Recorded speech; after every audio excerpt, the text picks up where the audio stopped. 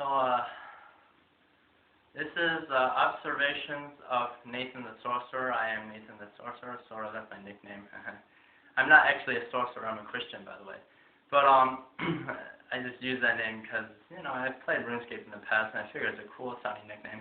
I know it's kind of sacrilegious for a Christian. But then again, I also have made forays in other religions, and I study other holy texts to know what other religions are thinking, so I don't fall into the whole trap of saying, oh, they're Satanists, they're going to burn in hell, they're going to do whatever. I did make 2 videos about shooting terrorists, but with rubber bands, but that's beside the fact. That's beside the point of this discussion. So today we're going to discuss something that I've discovered in life that I want to share with you. And I wanted to share it with you because I figure you might need it, especially if, say, you're a politician, a businessman, a military person, or someone. I don't even care what you are. You could be unemployed, and you could still need this. It could help you. It may or may not help you. Don't take my word for it. Always try everything out for yourself. That's how I live my life. And as I usually like to say, you know, if I face an obstacle, my 3 options: go around it, jump over, or blow it up. So, I mean, not blow it up, destroy it. You don't have to blow it up to destroy it, you can bulldoze it, in fact, which will also make going through it sort of the way of saying it. But yeah, so and anything in life you want to try it out before you even do it. So these are my observations. The first few are pretty simple. So the first one is, anything that goes up will bring something down. So if you have, say, America up here and say, let's just choose a nation beside my home country. I mean, my motherland. So my home country is the United States. If the United States is up here and say Dubai is down here, no, okay, that's too sensitive for now. The United States is up here and, okay, let's say a next door neighbor, Canada, for example. Canada is around right here on the economic development scale compared to the United States, which would be up here. If Canada were to suddenly raise its GDP, of course America would go down. It's just the obvious. I mean, in a situation of scarcity, if a country that has a lesser amount of status goes up, a country with a greater amount of status is going to go down. Now, of course, in the world of health scarcity, I haven't actually figured out what that would mean, so I think it would not affect it much. As for the next lesson, so essentially Newton once said, this is the next lesson, of course. Newton once said, for every push, there's an equal and opposite push in the backward direction. I'm sure he had different words. I'm just using colloquial terms. So, you know, for example, in the martial arts, since this is obviously a FightersDay video, not a budget life one,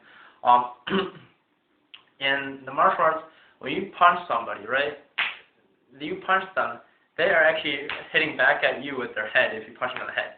So yeah, that's a lesson I learned from one of my teachers, in fact.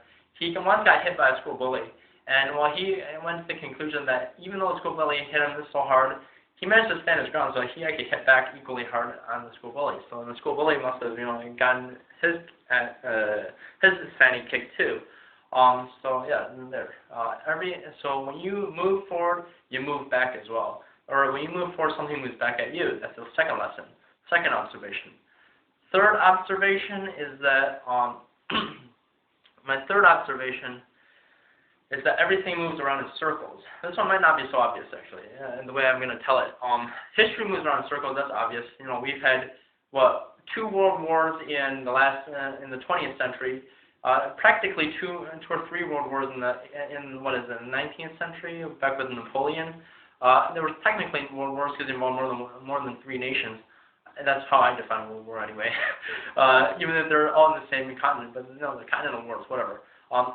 Napoleonic continental wars in Europe, those 3 massive wars, at least 3 massive wars, at least 2 massive wars for that matter. 2 world wars in the 20th century, and now we have 2 wars spanning multiple countries in the 21st century. And geez, doesn't history kind of move around in a circle or something? And then the next thing, the next point in this circles thing is that, you know, everything moves around in circles. We have circles of friends, right? We have drug rings. Well, actually, we have drug rings. We have drug cartels or drug rings. We have tobacco rings. Actually, that's drug rings too. We have web rings, blog rings. We have all sorts of rings. Everything moves around in circles. Even the breaststroke in swimming is a circle. You know, I think that's the breaststroke. It might be the froggy paddle or whatever it's called. But and then the other thing that you have in swimming is also a circle. it's a circle motion this way, circle motion this way, circle motion this way, circle motion this way. And then, of course, you have other circles. For example, circle of friends. Some organizations like to call themselves the circle of friends for whatever reason.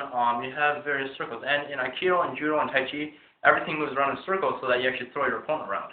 Although in Tai Chi, actually, it's more like you bring him in, you push him out, and then he goes flying that way. In Aikido, the other way around. Is you bring him around, and then you turn him around, and he goes flying that way. So that's circles. I think I'm going to have time for 5 observations today, because I have to keep this under 10 minutes. Otherwise, YouTube's going to reject it. So the 4th observation, if I can think of what my 4th observation was before I sidetrack myself with the whole circles crap. The 4th observation, of course, is that, the 4th observation is that war will never cease to exist. In order for war in its current form to cease to exist, you have to channel it into something else. That's why I propose martial arts. Everyone should have a martial arts education sometime in their life. If we could implement this on a global scale, it'd be so great because we could get rid of war very fast. Or at least we probably would. I'm not really sure about the details, the whole mechanics of trying to get rid of war. But it would unite the world much faster if we, it would take less than 500 years. It might take more like 200 or 300 years to do. It'll still take a long time beyond our lifetimes. But hey, the greatest things in life are those which you can, plant a shade tree for someone, and that someone's not yourself.